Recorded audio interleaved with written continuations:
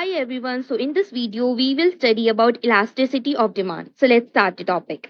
सबसे पहले हम इसका इंट्रोडक्शन यानी कि मीनिंग देख लेते हैं. So basically elasticity of demand हमें ये बताता है कि कितनी क्वांटिटी डिमांड करी जाती है. हमारे जो कस्टमर्स होते हैं, कंज्यूमर्स होते हैं, उनसे क्वांटिटी हम किसकी डिमांड करेंगे, या फिर गुड की या फिर सर्विसेज की. ठीक है, तो हमारे जो कस्टमर्स है वो कितनी क्वांटिटी डिमांड करेंगे अगर प्राइस में, इनकम में या फिर किसी भी दूसरे गुड में कोई भी चेंजेस आता है तो. यानी कि सिंपल सा मतलब है, अगर प्राइस बढ़ जाएगा, यानी कि मान लेते हैं, सपोज करते हैं कि आपको एक बुक परचेज करनी है. ठीक है, पहले का जो प्राइस था बुक था दैट विल बी ₹120 एंड अब उस बुक का प्राइस है ₹115. तो क्या होगा, प्राइस इंक्रीज हो गया. तो अब उसकी क्वांटिटी में, अब उसकी डिमांड में क्या फर्क पड़ेगा, अब कितने कस्टमर्स विलिंग होंगे उस बुक को परचेज करने में जब वो जानते हैं कि उस बुक का प्राइस इंक्रीज हो गया. ठीक है, अब सपोज करते हैं पहले आपकी जो मंथली इनकम थी that is ₹50,000 and now your monthly income is ₹80,000. तो आपका ₹30,000 इंक्रीज हुई है. तो अब आपकी डिमांड क्या होगी, इंक्रीज हो जाएगी. अब आप कई सारी चीजें ले पाओगे बिकॉज आपको क्या मिली है, हाइक मिली है अपनी सैलरी के अंदर. पहले आप 60,000 अर्न करते थे but now you are earning ₹80,000. तो यहाँ पर क्या होगा, आपकी जो डिमांड होगी उसमें फर्क आएगा. तो इलास्टिसिटी ऑफ डिमांड भी सिंपली ये बताता है कि जब प्राइस के अंदर, इनकम के अंदर या फिर कोई भी दूसरा इनपुट फैक्टर के अंदर कोई भी चेंजेस आते हैं, चाहे वो इंक्रीज हो रहा है या फिर वो डिक्रीज हो रहा है, तो उसका इफेक्ट क्या पड़ता है किसी भी पर्टिकुलर गुड या सर्विस की क्वांटिटी डिमांडेड में, यानी कि कितनी डिमांड में उससे फर्क पड़ता है. नाउ अब हम इसे सिंपल वर्ड्स में भी समझ लेते हैं. सो बेसिकली अगर प्राइस ऊपर जाएगा या फिर प्राइस नीचे आएगा, दो ही ऑप्शन हो सकते हैं. वेदर आपका जो प्राइस है किसी भी पर्टिकुलर प्रोडक्ट का, सर्विस का, वो इंक्रीज हो सकता है या फिर वो डिक्रीज हो सकता है. ठीक है, तो प्राइस ऊपर जाएगा या फिर नीचे आएगा. तो उस केस में जो लोग होते हैं वो कितना क्या करते हैं, कितनी डिमांड करते हैं उस प्रोडक्ट की. अगर कोई भी चेंज आ रहा है, चाहे वो प्राइस में चेंज आ रहा है, चाहे वो इनकम में चेंज आ रहा है, तो डिमांड में क्या चेंज आता है, डिमांड कितनी करी जाती है, कितनी क्वांटिटी डिमांड होती है. तो यहाँ पर तीन मेन टाइप्स होते हैं इलास्टिसिटी के. फर्स्ट हमारा टाइप होता है दैट इज पीईडी. पीईडी का मतलब है price elasticity of demand. Second time होता है दैट इज वाईईडी. ये आपके शॉर्ट फॉर्म तरीके हैं, इससे आप याद कर सकते हो अच्छे तरीके से. वाईईडी का मतलब होता है इनकम इलास्टिसिटी ऑफ डिमांड.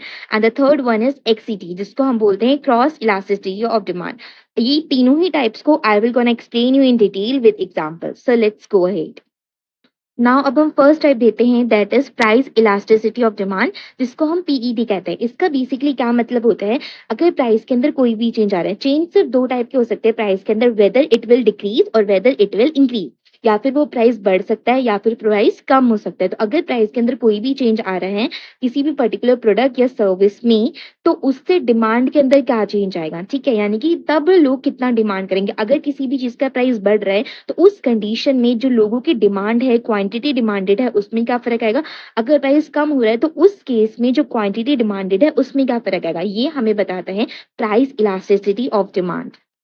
अगर मैं आपको सिंपल वर्ड्स में बताऊं तो इसका मतलब क्या है कि कोई भी एक प्रोडक्ट हम इमेजिन कर लेते हैं, उसका प्राइस इंक्रीज हो सकता है, डिक्रीज हो सकता है. ठीक है, तो इस कंडीशन में जो लोग हैं क्या वो स्टिल उस प्रोडक्ट को बाय करना चाहेंगे या फिर वो उस प्रोडक्ट को बाय करने से रुक जाएंगे. फॉर एग्जाम्पल सपोज करते हैं कि मान लेते हैं एक माजा की बॉटल है. अब सपोज करते हैं वो माजा की बॉटल ₹40 की आती थी, अब उसका प्राइस इंक्रीज होकर हो गया ₹50. तो अब उस कंडीशन में क्या लोग फिर भी विलिंग है माजा की बॉटल को खरीदने में या फिर वो स्टॉप कर देंगे उसको खरीदना. ठीक है, now price elasticity of demand का फॉर्मूला होता है that is PED equals to percentage change in quantity demanded divided by percentage change in price. Now let's take in very good example. इसको समझने के लिए प्राइस इलास्टिसिटी ऑफ डिमांड को बहुत अच्छे एग्जांपल, आप इसे अपने एग्जाम में भी लिख सकते हैं. अब मान लेते हैं कि कोल्ड ड्रिंक की बात हम यहाँ पे करेंगे. कोल्ड ड्रिंक का जो प्राइस है वो पहले था ₹20 एंड नाउ इट इज ₹25, यानी कि 20 से ₹25 इंक्रीज हो गया कोल्ड ड्रिंक का प्राइस ₹5 से. तो अब जो लोग हैं कोल्ड ड्रिंक की बॉटल को खरीदने वाले वो पहले थे 100 कस्टमर्स एंड अब लोग खरीदते हैं 70 कस्टमर्स, क्योंकि इसका प्राइस चेंज हो गया है. तो यहाँ पर हम कह सकते हैं कि हमारी जो डिमांड है वो इलास्टिक है, यानी कि जो लोग हैं वो सेंसिटिव है प्राइस की कंडीशन में, यानी कि लोग प्राइस को कंसिडर करते हैं, उसके लिए लिए सेंसिटिव हैं, उसके बारे में सोचते हैं। सोच समझ कर लोग अपना कोई भी डिसीजन लेते हैं। प्राइस को लेकर जो लोग होते हैं वो सेंसिटिव होते हैं, इलास्टिक होते हैं। तो हमारी डिमांड क्या है? इलास्टिक हो गई, ठीक है। एंड अगर मान लेते हैं, सपोज करते हैं कि जो प्राइस है पेट्रोल का वो इंक्रीज हो जाते हैं एंड तब भी लोग उसको खरीदना पसंद करते हैं, तो हमारी इस कंडीशन में डिमांड क्या होगी? इन इलास्टिक हो जाएगी। बिकॉज क्या है, लोगों को नीड होती है पेट्रोल की, चाहे वो कॉस्टली भी हो या फिर वो कम कॉस्टली हो। यहाँ पे मैं आपको दोबारा से समझाती हूँ, इलास्टिक और इनइलास्टिक। इलास्टिक कंडीशन के अंदर क्या हो रहा है कि अगर कोल्ड ड्रिंक का प्राइस बढ़ रहा है, 20 से 25 रुपीज हो जा रहा है, तो इस केस में जो कस्टमर्स हैं वो कम हो जा रहे हैं। पहले 100 कस्टमर्स खरीदते थे, अब 70 कस्टमर्स हो गए, तो इस केस में हमारी जो डिमांड है वो इलास्टिक है। बट अगर हम पेट्रोल की बात नहीं करें और पेट्रोल का प्राइस इंक्रीज हो गया है, पहले मान लेते हैं कि 1 लीटर पेट्रोल जो था वो आता था 100 का एंड अब आ गया है 120 रुपीज का, तो 20 रुपीज इंक्रीज हो गया पेट्रोल में। बट स्टिल जो लोग हैं उसको विलिंग है बाय करने के लिए, बिकॉज लोगों को गाड़ी वगैरह चलाने के लिए पेट्रोल की नीड तो होती ही है, तो लोग उसको अभी भी विलिंग है बाय करने के लिए। तो इस कंडीशन में जो डिमांड होगी वो इनइलास्टिक होगी, बिकॉज अगर प्राइस बढ़ा है तो भी लोगों को कोई भी ताकत नहीं रोक पा रही पेट्रोल को परचेज करने से, तब भी लोग उसे परचेज करें, तो demand will be inelastic. Now अब हम बात करेंगे टाइप्स ऑफ प्राइस इलास्टिसिटी की। अगर आपको इलास्टिक और इनइलास्टिक का मतलब समझ में नहीं आया था तो नो वरीज, अभी आपको सारे मतलब समझ में आ जाएंगी जब मैं आपको एक एक करके टाइप समझाऊंगी। So let's start it. First हमारे पास टाइप होता है that is perfectly elastic. Perfectly elastic हमें क्या कहता है? अगर प्राइस के अंदर कोई भी टाइनी चेंज आ रहा है, टाइनी का मतलब बहुत ही छोटी कम मात्रा में चेंज का आना, तो अगर हमारा प्राइस बहुत ही टाइनी मात्रा में इंक्रीज हो रहा है एंड इससे हमारी डिमांड रिड्यूस कम हो जाती है और जीरो पर आ जाती है, तो इसे हम कहते हैं परफेक्टली इलास्टिक। यहाँ पर हम एक एग्जांपल ले लेते हैं शॉपकीपर का, एंड शॉपकीपर जो है वो चॉकलेट को सील करता है। पहले चॉकलेट आती थी 10 रुपीज की एंड अब चॉकलेट का प्राइस इंक्रीज हो गया 11 रुपीज हो गया। अब अगर हम चेंज कंपेयर करेंगे तो बहुत ही कम मात्रा में टाइनी इंक्रीज हुआ है, इसके अंदर सिर्फ 1 रुपीज का इंक्रीज हुआ है। बट स्टिल अब क्या करेंगे, लोग चॉकलेट को खरीदना बंद कर देंगे अगर लोगों को पता चलेगा कि सारे ही जो शॉपकीपर्स हैं वो चॉकलेट को सेल कर रहे हैं for 11 rupees, not for 10 rupees, ठीक है। तो लोगों ने डिमांड करनी बंद कर दी, तो इससे हमारी डिमांड क्या हो जाएगी? जीरो पर आ जाएगी। तो ये हमारा एग्जाम्पल होगा परफेक्टली इलास्टिक का। जब इंक्रीज होता है प्राइस में टाइनी इंक्रीज, लेकिन हमारी डिमांड रिड्यूस हो जाती है जीरो के कंपेयर में, ठीक है। नाउ हमारा नेक्स्ट टाइप आता है दैट इज इलास्टिक। इलास्टिक हमें क्या बोलता है? अगर हमारी डिमांड चेंज हो रही है, बहुत ज्यादा चेंज हो रही है प्राइस के साथ, हमारे डिमांड में बहुत ही ज्यादा मात्रा में फर्क आ रहा है प्राइस के साथ, तो वो हमारी इलास्टिक होगा। एग्जाम्पल हम ले लेते हैं ब्रांडेड क्लोथ्स का। सपोज करते हैं अगर ब्रांडेड क्लोथ सेल में है, यानी कि जो कंपनीज है वो सेल में निकाल रही कपड़ों को, तो ज्यादातर लोग क्या करते हैं? सेल की चीजों को खरीदने चल जाते हैं। तो यहाँ पर हमारी डिमांड क्या हो जाएगी? वो इंक्रीज हो जाएगी, ठीक है। काफी ज्यादा मात्रा में यहाँ पर चेंजेस आएगा, तो ये गुड एग्जाम्पल है इलास्टिक का। नाउ हमारे नेक्स्ट स्टेप आता है that is unit elastic. Unit elastic हमसे क्या कहता है? अगर जो हमारी डिमांड है वो सेम प्रपोर्शन में चेंज हो रही है एज प्राइस, यानी कि प्राइस में जितना अफेक्ट हो रहा है उतना ही अगर हमारी डिमांड में अफेक्ट आ रहा है, तो उसको हम यूनिट इलास्टिक कहेंगे। सपोज करते हैं कि हमारी जो प्राइस है वो इंक्रीज हो जाता है 10% से एंड जो डिमांड है वो कम हो रही है, डिक्रीज हो रही है 10% से, तो दोनों सेम चेंजेस आए। अगर हमारा प्राइस 10% से इंक्रीज हो रहा है तो हमारी डिमांड 10% से डिक्रीज हो रही है, तो दोनों में 10% का चेंज आया, तो हमारा यूनिट इलास्टिक होगी बिकॉज इसके अंदर सेम प्रपोर्शन में चेंज आया है। नेक्स्ट हमारी टाइप आती है that is in elastic. In elastic हमसे क्या कहते हैं कि जो हमारी डिमांड है वो बहुत कम चेंज हो रही है प्राइस के साथ, अगर उसमें वेरी लिटिल चेंज आ रहा है प्राइस के साथ, तो वो हमारा इन इलास्टिक होगा। एग्जाम्पल ले लेते हैं मिल्क और सॉल्ट का। अगर लोग मिल्क और सॉल्ट को तब भी खरीद रहे हैं अगर उसका प्राइस बढ़ जा रहा है, बिकॉज वो क्या हमारी नेसेसिटी गुड्स के अंदर आ जाती है जिसकी हमें जरूरत होती ही होती है।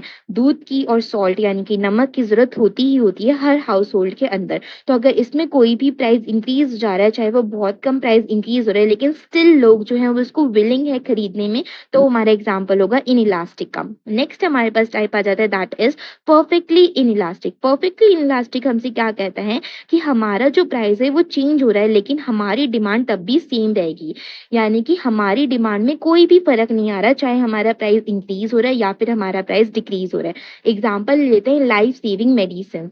अगर हमारा प्राइस इंक्रीज हो जाता है, अगर जो मेडिसिन है उसका प्राइस काफी ज्यादा राइज हो जाता है, बढ़ जाता है, लेकिन इस कंडीशन में भी हमारे जो कस्टमर्स होंगे वो स्टिल विलिंग मांग होगी मेडिसिन को खरीदने के लिए, बिकॉज अगर कोई भी पर्सन इल है तो उसको मेडिसिन की नीड होगी ही होगी। एंड कोई भी ऐसा कस्टमर नहीं होगा जिसको मेडिसिन की नीड नहीं होगी। अगर उसका प्राइस बढ़ भी जाएगा तब भी जो कस्टमर्स होंगे वो मेडिसिन को खरीदेंगे, बिकॉज वो एक जरूरी आइटम है। तो इस केस में अगर हमारा प्राइस काफी ज्यादा इंक्रीज या फिर डिक्रीज हो रहा है, जो भी चीज हो रही है इंक्रीज हो रहा है अगर हमारा प्राइस, तब भी हमारी डिमांड में कोई भी चेंज नहीं है, हमारी डिमांड सेम ही रहेगी। नाउ हमारा नेक्स्ट स्टेप आता है, that is income elasticity of demand. अब इसका क्या मतलब होता है, ये बेसिकली हमें ये बताता है कि हमारा जो प्रोडक्ट है एंड हमारे प्रोडक्ट की जो डिमांड है वो किस तरीके से चेंज होती है जब हमारे कंज्यूमर की इनकम चेंज होती है। अगर हमारे कंज्यूमर की इनकम बढ़ रही है तो उसका क्या प्रभाव पड़ता है किसी भी पर्टिकुलर प्रोडक्ट या सर्विस की डिमांड पर, ये हमें बताता है इनकम इलास्टिसिटी ऑफ डिमांड। मतलब अगर सिंपल एक्सप्लेन करूं, सपोज करते हैं एक पर्सन है वो ज्यादा कमा रहा है, ठीक है। पहले वो कमाता था 50,000 एंड अब वो अर्न करता है 70,000 पर मंथ, तो इससे उसकी इनकम क्या होगी, वो बढ़ गई है, ठीक है। अब क्या होगा इस कंडीशन में, जो वो पर्सन होगा वो ज्यादा चीजें खरीदनी स्टार्ट कर देगा, ज्यादा महंगी चीजें खरीदनी स्टार्ट कर देगा, एक्सपेंसिव गुड्स लेना स्टार्ट कर देगा, ठीक है। एंड क्या होगा, कुछ जो गुड्स होंगे उसकी अगर इनकम बढ़ी है तो कुछ ऐसे भी गुड्स होगा जिसकी उसे नीड नहीं होगी, वो उसको खरीदना स्टॉप कर देगा एंड उसकी जगह वो कुछ और चीजों को लेना स्टार्ट कर देगा, एक्सपेंसिव गुड्स को लेना स्टार्ट कर देगा। यानी कि बेसिकली अगर किसी भी पर्सन की इनकम में कोई भी चेंज आ रहा है तो उसके कंपेयर में जो कोई भी पर्टिकुलर प्रोडक्ट होता है उसकी डिमांड में क्या चेंज आ रहा है वो हम पढ़ते हैं इनकम इलास्टिसिटी ऑफ डिमांड के अंदर। अब इसका जो फॉर्मूला होता है वो होता है YEG equals to percentage change in quantity demanded divided by percentage change in income. Now यहाँ पे मैंने कई सारे एग्जांपल्स लिए आपको समझाने के लिए। Let's start it. फर्स्ट हमारे एग्जांपल देते हैं, सपोज करते हैं कि हमारा जो कस्टमर है उसकी इनकम इंक्रीज हुई है, तो इस केस में क्या होगा, जो डिमांड होगी स्मार्टफोन्स की वो भी इंक्रीज हो जाएगी, बिकॉज हम ये भी मान सकते हैं कि पहले जो पर्सन था वो बटन्स वाले नोकिया वगैरह के फोन यूज करता था जो कि कीपैड वाले फोन होते थे, बट अब वो स्मार्टफोन को परचेज कर सकता है बिकॉज उसकी इनकम इंक्रीज हुई है। तो यहाँ पे जो हमारा प्रोडक्ट होगा वो पॉजिटिव इनकम इलास्टिसिटी में चला जाएगा, बिकॉज इससे क्या हो रहा है, अगर इनकम इंक्रीज हो रही है तो हमारे जो प्रोडक्ट है उसकी भी डिमांड इंक्रीज हो रही है, तो ये पॉजिटिव इनकम इलास्टिसिटी आ गया। नेक्स्ट हमारा क्या हो सकता है, अब मान लेते हैं इनकम तो इंक्रीज हुई है लेकिन जो पर्सन है वो कम चीजें खरीद रहा है, जैसे कि इंस्टेंट नूडल्स वो कम खरीद रहा है, या फिर लो क्वालिटी के आइटम्स जो थे वो कम खरीद रहा है, वो अच्छी अच्छी और दूसरी चीजें खरीद रहा है। तो इससे क्या होगा, हमारा जो प्रोडक्ट होगा वो नेगेटिव इनकम इलास्टिसिटी के अंदर चला जाएगा। बिकॉज क्यों हुआ ऐसा, क्योंकि कस्टमर की इनकम तो इंक्रीज हुई बट उसने जो इंस्टेंट नूडल्स थे वो खरीदना बंद कर दिया एंड जो लो क्वालिटी के आइटम्स थे वो उसने परचेज करना बंद कर दिया। अब वो हाई क्वालिटी के आइटम्स परचेज कर रहे हैं बिकॉज उसकी इनकम इंक्रीज हुई। तो इस केस में जो प्रोडक्ट होगा उसकी जो डिमांड होगी वो कम हो जाएगी and it will be called as negative income elasticity. Now third example में क्या होगा, जो हमारी इनकम है उसमें चेंजेस आया है लेकिन हमारी डिमांड में कोई भी चेंज नहीं है, हमारी डिमांड जितनी पहले थी अभी भी उतनी ही डिमांड है। फॉर एग्जाम्पल सॉल्ट और टूथपेस्ट की जो बेसिक आइटम्स होते हैं जो हर हाउस होल्ड में चाहिए होते हैं, चीनी चावल चाय पत्ती, ठीक है, टूथपेस्ट वगैरह हर एक हाउस होल्ड में सेम ही चाहिए होते हैं, उसकी डिमांड कभी भी डिक्रीज नहीं होती। तो इस केस में क्या होगा, अगर इनकम चेंज हुई है तब भी डिमांड हमारी सेम है, तो इसको हम क्या बोलेंगे, zero income elasticity. Zero income elasticity हम इसको बोलेंगे बिकॉज हमारी जो डिमांड है वो सेम रहती है, अगर प्राइस में कोई भी चेंज आए उससे कोई भी इफेक्ट नहीं होता, हमारी डिमांड हमेशा से सेम ही रहती है, ठीक है। नाउ अब हम देखते हैं हमारा third type, that is cross elasticity of demand, जिसको हम XCD कहते हैं। ये बेसिकली हमें क्या बताता है कि अगर हम किसी भी पर्टिकुलर एक प्रोडक्ट की बात कर रहे हैं तो उसकी डिमांड में क्या चेंज आता है जब किसी भी दूसरे रिलेटेड जो प्रोडक्ट होते हैं, यानी कि हमारे जो पर्टिकुलर प्रोडक्ट से रिलेट करने वाले जो प्रोडक्ट्स हैं, अगर उनकी प्राइस में कोई भी चेंज आता है तो उसका क्या इफेक्ट पड़ेगा हमारे पर्टिकुलर प्रोडक्ट की डिमांड पर। अगर मैं आपको सिंपल एक्सप्लेनेशन में समझाऊं तो ये काफी ज्यादा यूजफुल होता है उस कंडीशन में जहां पर हम सब्स्टिट्यूट और कॉम्प्लीमेंट्री गुड्स की बात कर रहे होते हैं। सब्स्टिट्यूट गुड्स का मतलब होता है जहां पर हम सब्स्टिट्यूट कर सकते हैं चीजों को। फॉर एग्जांपल अगर टी का प्राइस बढ़ रहा है तो लोग सब्स्टिट्यूट करके यानी कि दूसरे चीपर ऑप्शन की तरफ चल जाते हैं, जैसे कि कॉफी को प्रीफर करने लग जाते हैं। कॉम्प्लीमेंट्री गुड्स का मतलब होता है जो गुड्स साथ साथ चलते हैं, एक दूसरे के बिना वो बिल्कुल भी गुजारा नहीं कर सकते। For example petrol and car, बिना पेट्रोल की कार नहीं चल सकती एंड बिना कार के पेट्रोल का कोई भी यूज नहीं है, तो वो कॉम्प्लीमेंट्री गुड्स हो जाएगा। ठीक है? तो यहाँ पर हम सब्स्टिट्यूट गुड का एग्ज़ाम्पल ले लेते हैं। सब्स्टिट्यूट गुड्स में हम रिप्लेस कर सकते हैं प्रोडक्ट को दूसरे प्रोडक्ट से जो कि चीपर हो सकता है। For example T and coffee मैंने आपको दे दिया। अगर हमारा टी का प्राइस बढ़ता है तो इस केस में क्या हो जाता है, लोग स्विच कर लेते हैं कॉफ़ी की तरफ, तो हमारी जो डिमांड होती है कॉफ़ी की वो इंक्रीज़ हो जाती है और जो टी की डिमांड होती है वो डिक्रीज़ हो जाते हैं। तो यानी कि जो रिलेट करने वाले गुड्स हैं, रिलेट करने वाले जैसे कि टी और हमारा कॉफ़ी ये आपस में रिलेट करने वाले गुड्स हैं। तो अगर एक के प्राइस में कोई भी चेंज आया है तो हमारा जो पर्टिकुलर प्रोडक्ट था उसकी डिमांड में क्या चेंज हुआ है। अब हम बात करते हैं कॉम्प्लीमेंट्री गुड्स की। कॉम्प्लीमेंट्री गुड्स का मतलब होता है ऐसी प्रोडक्ट्स जो कि साथ में यूज होते हैं। For example pen and ink भी ले सकते हैं, ब्रेड एंड बटर भी ले सकते हैं। These are also good examples. ठीक है, आप लिख सकते हो। अगर हमारा ब्रेड का जो प्राइस है वो इंक्रीज हो जाता है, जो हमारी जो डिमांड होगी बटर की वो कम हो जाएगी, बिकॉज ये क्या होता है आपस में सेम सेम यानी कि साथ में रहने वाले प्रोडक्ट हैं जो कि साथ में यूज होते हैं। ठीक है, तो अगर हमारी ब्रेड का प्राइस बढ़ जाएगा तो लोग बटर को लेकर क्या करेंगे, तो हमारी बटर का जो डिमांड होगी वो अपने आप ही कम हो जाएगी। नाउ इसका जो फॉर्मूला होता है वो होता है XED equals to percentage change in quantity demanded of good A, यानी कि हमारा जो पर्टिकुलर गुड है divided by percentage change in price of good B. यानी कि दो गुड का हम यहाँ पे कंपेयर करते हैं ना, रिलेटेड गुड्स की बात करते हैं, तो गुड ए में कितनी डिमांड चेंज हुई divided by price of good B. Now अब हम बात करते हैं factors affecting price elasticity of demand. तो मैंने यहाँ पर सारे मेन फैक्टर्स लिखे हैं जो कि भी प्राइस इलास्टिसिटी ऑफ डिमांड को अफेक्ट करते हैं। Let's study them one by one. First हमारा फैक्टर आता है that is availability of substitute. यानी कि मान लेते हैं अगर वहां पर जैसे कि हम कोई भी प्रोडक्ट यूज कर रहे हैं और उसके कई सारे अल्टरनेटिव्स मौजूद हैं, तो उससे क्या होगा, लोग जल्दी जल्दी स्विच कर जाएंगे। अगर लोगों को पता है कि उसका अल्टरनेटिव हो सकता है जैसे कि टी और कॉफी का, लोगों को पता है अगर वो टी नहीं पिएंगे तो वो कॉफी को प्रेफर कर सकते हैं, बिकॉज कॉफी जो है वो एक अल्टरनेटिव है टी का। तो इस केस में क्या होंगे, लोग चीपर ऑप्शन की तरफ जल्दी से स्विच कर जाते हैं। ठीक है, क्योंकि हमारे पास अवेबिलिटी है सब्स्टिट्यूट की, कई सारे हमारे पास अल्टरनेटिव ऑप्शंस अवेलेबल हैं। एग्जाम्पल ले लेते हैं हम कोल्ड ड्रिंक्स का। अगर पेप्सी एक्सपेंसिव हो जाती है तो लोग क्या करेंगे, कोका कोला को परचेज करने लग जाएंगे, बिकॉज लोगों के पास कई सारे अल्टरनेटिव ऑप्शंस अवेलेबल होते हैं। सेकंड हमारा फैक्टर आता है that is necessity versus luxury. यानी कि हमारे नेसेसिटी जो आइटम्स होते हैं जैसे कि फूड हो गया, सॉल्ट हो गया, इलेक्ट्रिसिटी हो गया, ये हमारी नेसेसिटी आइटम्स है जो कि हमें चाहिए ही चाहिए होते हैं हर हाउस होल्ड के अंदर। तो ये क्या होते हैं, इनइलास्टिक होते हैं बाय नेचर, बिकॉज लोग जो होते हैं उन्हें परचेज करते हैं। ठीक है, चाहे इनका प्राइस बढ़ भी जाए तब भी लोग जो होते हैं उन्हें परचेज करते हैं, इनकी डिमांड कभी भी कम नहीं होती। लेकिन हमारे जो लग्जरी आइटम्स होते हैं जैसे कि परफ्यूम्स हो गए या फिर डिजाइनर क्लोथ्स हो गए, ये क्या होते हैं, इलास्टिक होते हैं। ठीक है, नाउ हम नेक्स्ट बात करते हैं प्राइस लेवल की। अगर हमारा कोई भी प्रोडक्ट है वो एक्सपेंसिव हो जाता है, उसका प्राइस बढ़ जाता है, तो जो लोग होते हैं वो उसको खरीदने से पहले कई बार सोचते हैं, बिकॉज अगर लोग कॉम्प्रोमाइज कर सकते हैं उस प्रोडक्ट से एंड वो नहीं चाहते एट अ पर्टिकुलर टाइम पे उस प्रोडक्ट को परचेज करना, तो लोग उसको इग्नोर कर सकते हैं। बिकॉज यहाँ पर क्या हो गया, कंडीशन ये है कि हमारे प्रोडक्ट का प्राइस एक्सपेंसिव हो चुका है, तो लोग उसे खरीदने से पहले कई बार सोचेंगे, तो हमारी जो डिमांड होगी वो ज्यादा इलास्टिक हो जाएगी। नेक्स्ट अब हमारा फैक्टर आता है that is time period. Time period का मतलब क्या होता है, लॉन्ग रन यानी कि लंबे टाइम तक क्या होता है, जो डिमांड होती है वो ज्यादा इलास्टिक हो जाते हैं, बिकॉज जो लोग होते हैं वो अल्टरनेटिव्स यानी कि चीपर ऑप्शंस को ढूंढना स्टार्ट कर देते हैं, सब्स्टिट्यूशंस मेथड वो यूज करना स्टार्ट कर देते हैं, अगर उन्हें लगता है कि उनके पास कोई भी चीपर ऑप्शंस अवेलेबल है एंड वो उसकी तरफ स्विच कर सकते हैं लॉन्ग रन के अंदर। शॉर्ट रन में क्या होता है, जो लोग होते हैं वो एडजस्ट कर लेते हैं, यानी कि शॉर्ट रन अगर हम कम टाइम की बात कर रहे हैं तो लोग उस केस में एडजस्ट कर लाते हैं, लेकिन लॉन्ग रन में अगर लोगों को पता होता है कि ये चीज ऐसी होती है एंड इस चीज के अब जो प्राइस है वो इंक्रीज होगा, तो इस केस में क्या होता है, लोग चीपर ऑप्शन अल्टरनेटिव ढूंढना स्टार्ट कर देते हैं। टाइम पीरियड भी अफेक्ट करते हैं। नेक्स्ट आता है दैट इज एडिक्शन और हैबिट।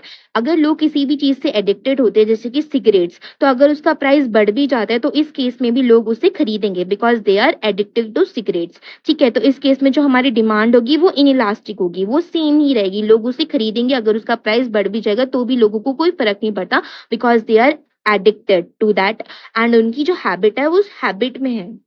नेक्स्ट हमारे पास आता है that is importance of elasticity in real life. हमारी रियल लाइफ के अंदर इलास्टिसिटी की क्या इंपॉर्टेंस होती है। पहला हम ले लेते हैं बिजनेस का केस। अब इस केस में क्या होता है, कंपनीज को काफी ज्यादा हेल्प मिलती है इस चीज को डिसाइड करने में कि उन्हें किस चीज के प्राइस बढ़ाने चाहिए और किस चीज के प्राइस कम करनी चाहिए, बिकॉज कंपनी को अपनी डिमांड को कंसिडर करना पड़ता है। अगर कंपनी चाहती है कि उनकी प्रोडक्ट की डिमांड काफी ज्यादा अच्छी लगनी चाहिए in the particular market sector, तो इसके लिए कंपनी अच्छे तरीके से एनालाइज कर सकते हैं कि उन्हें किस चीज़ का प्राइस बढ़ाना चाहिए और किस चीज़ का प्राइस कम करना चाहिए। अगर कंपनी की डिमांड इनइलास्टिक होती है तो कंपनी क्या कर सकती है, अपने प्राइस को बढ़ा सकती है बिना किसी कस्टमर को लूज़ करे हुए, ठीक है? नाउ अब हम बात करते हैं गवर्नमेंट की। गवर्नमेंट जो होती है वो टैक्सेस को इम्पोज कर देती है इलास्टिक गुड्स के अंदर, जैसे कि पेट्रोल। बिकॉज गवर्नमेंट को पता होता है कि अगर पेट्रोल का प्राइस इंक्रीज भी हो रहा है तो भी उस केस में जो लोग होंगे उसको विलिंग होंगे परचेज करने के लिए एंड वो खरीदेंगी। तो इस केस में जो गवर्नमेंट होती है वो ज्यादा रेवेन्यू जनरेट करना स्टार्ट कर देती है, ज्यादा टैक्सेस लगा देती है इन इलास्टिक गुड्स के अंदर। नेक्स्ट अब हम बात करते हैं पॉलिसी मेकिंग की। पॉलिसी मेकिंग जो होती है वो सब्सिडीज को डिसाइड करने में हेल्प करती है, टैक्सेशन की जो पॉलिसीज होती हैं, रेगुलेशंस होती हैं, उसको बनाने में हेल्प करती हैं एंड जो प्राइजेस होते हैं उसको रेगुलेट करने में हेल्प करती है, जितने भी हमारे इसेंशियल गुड्स यानी कि नेसेसिटी गुड्स होते हैं उसके अंदर, ठीक है। तो बेसिकली पॉलिसी जो मेकर्स होते हैं उन्हें हेल्प हो जाती है इस चीज को डिसाइड करने में कि जो सब्सिडीज हैं, टैक्सेशन पॉलिसीज हैं एंड जो प्राइजेस है उसको किस तरीके से रेगुलेट करना है इसेंशियल गुड्स के अंदर। So yes guys, that's all for the video and अगर आपको कोई भी डाउट है आप कमेंट कर सकते हैं एंड जो इसकी प्लेलिस्ट है बिजनेस इकोनॉमिक्स की, उसकी लिंक आपको डिस्क्रिप्शन बॉक्स में मिल जाएगी, तो you may check it out.